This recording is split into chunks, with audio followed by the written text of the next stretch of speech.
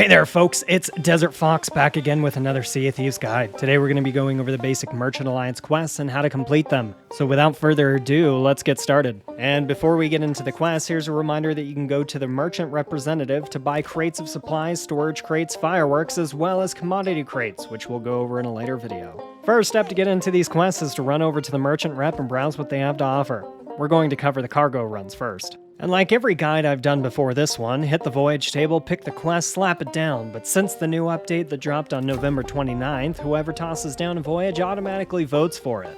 Clearly I recorded this before then. Once you get your order, you'll see that you're requested to go to a specific person on a specific outpost. It's most typically the outpost you're at or closest to, but sometimes we'll try to take you elsewhere. We're headed back to the sweet old gem that is Mildred to collect 8 crates.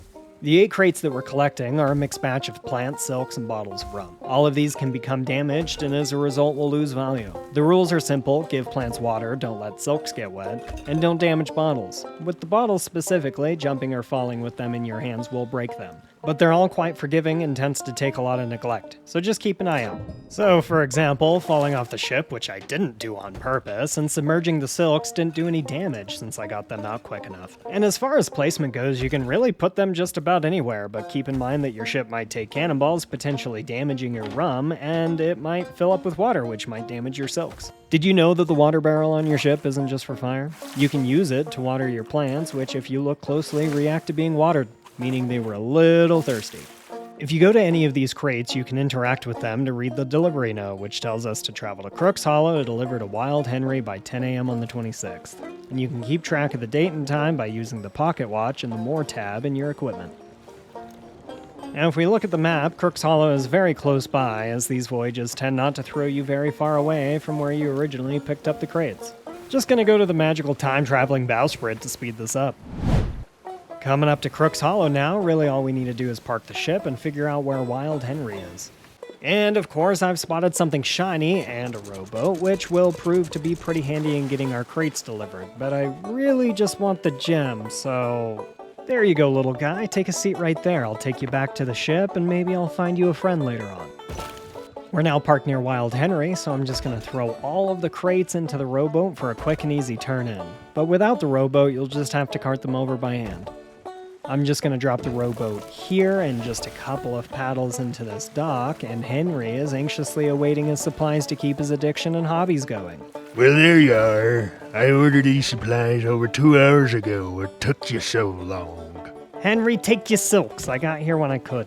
Like, for real, my guy. You're lucky it's not a powder keg. With Henry taken care of and that voyage type complete, it's time to head back to Mildred to buy the other Merchant Alliance quest. Mildred!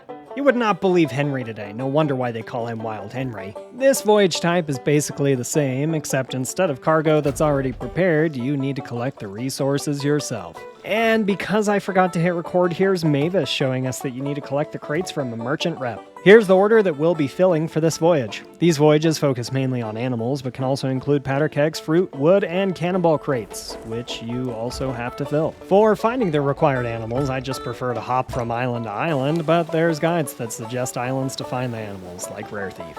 Pulling up to our first island, I highly suggest just hopping off of your ship first and looking around until you find the animals you're looking for, instead of just guessing and bring random animal cages, as this will take more of your time.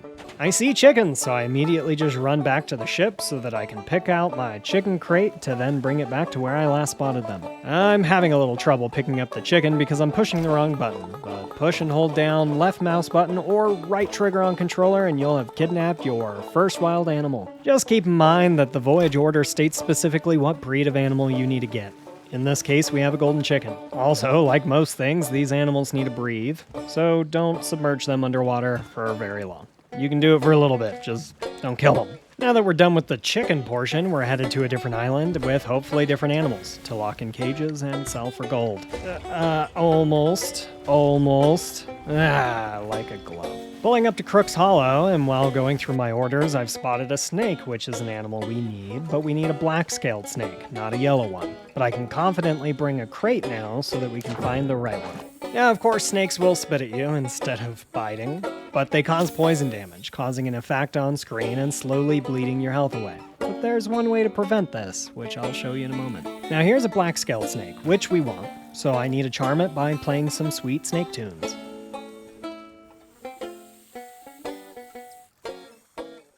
Once the angry snake has calmed down a bit, we only have a few moments to capture it and get it back to the ship. You might have to drop the snake basket a few times to play your instrument and get it to mellow back out.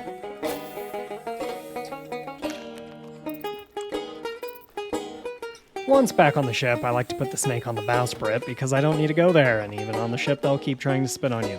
There's tell of people using snakes to fight other players boarding their ship, but you or the other player are more likely to kill the snake accidentally, so I just set them aside. But now that we have our snake, it's time to again move on to the next island to find our next victims. We're coming up to Snake Island, not because it usually has snakes, but because it was the closest one to me and I'm a gambler. Next on our list is 2 pigs, one pink and black spotted pig and a golden striped pig. Thankfully, a black spotted pig saw our ship and came over to say hi, and fortunately for them, they only made capturing them a bit easier. We got our first pig, just don't look them in the eye. Yeah, we'll just get them loaded up where we can't see them.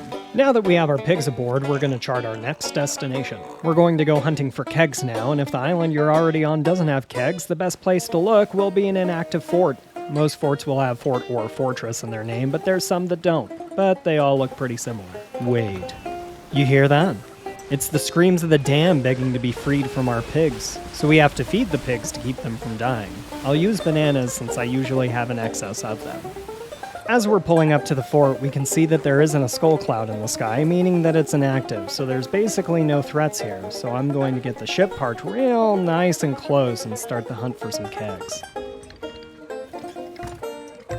Now, of course, you can go off and gather a bunch of kegs and put them wherever you want, but I highly suggest you collect only what you need and throw them in the crow's nest. In the event that you run into other players wanting to fight, it's not going to end well for you if you have kegs strewn about your ship. And just for that point, I have a clip showing specifically why kegs shouldn't be welcome below deck.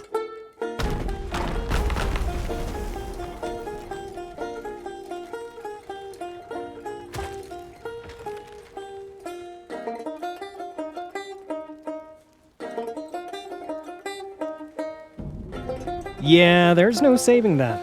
Together we can defeat below-deck keg storage. You can also disarm kegs as easily as you can light the fuse. Left mouse button to light, right to unlight, or on controller, right trigger to light, and left to unlight. And there goes the pigs again, just whip out a trusty old banana, and there you go. Now that we've collected everything, it's time to head back to an outpost to sell everything. And we're still 4 days before the delivery date. I wonder why can't prominent logistics company name here be this efficient? If you're carrying kegs, sell those first. If another player ship pulls up on you, you want those kegs to be as far away as possible. Side note, you can sell kegs lit. It won't do anything, but it's kind of funny that they'll just accept a keg with a lit fuse. Like how we captured them, to get snakes over to the merchant, you'll want to charm them again to sell them safely. Typically, you'll just have to do it once. As far as the pigs go, if you're at an outpost ready to sell them, you don't have to feed them again, if you're like me and also a monster. Now, once I sell this pair of chickens here, the voyage will be complete, provided you got everything the order note asked for. Now, I also want to point out that not every order of crates will be picked up from the merchant. This note tells us to get crates from Tanya. You're not Tanya. You're not Tanya either. Sue. Basically, for the shop owners on Outpost, the first letter of their name matches their profession. So Maureen the merchant, Sue the shipwright, Harry the hoarder, Whitney for weapons, Chris for clothes, and so on. So Tanya starts with a T, obviously, so she must be the one running the tavern. And indeed she is. Collect your crates like before, and on your way you go. But that's it for me today, folks. Keep your eyes on the horizon for the next video, and if you'd like to support this video and the channel, don't forget to like and subscribe. Hit the bell to be notified for the next upload. You can also catch me live on twitch.tv/itsdesertfox, where you can ask me questions about Sea of Thieves or just hang out and chat with us.